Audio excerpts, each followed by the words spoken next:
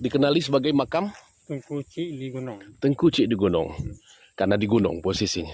Kalau dari riwayat mungkin dari manakib atau cerita turun-turun, siapa sebenarnya beliau nih?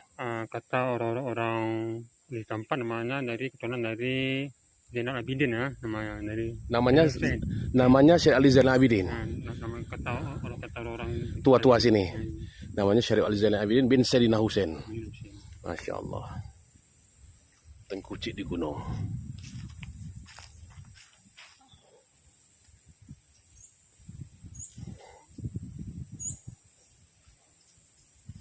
Atau di dalam sejarah jagat bersembah halimah sudah panjang disebut Puyang Ratu Ayu.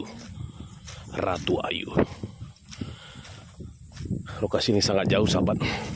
Dan kita harus berjalan kaki mendaki gunung ini.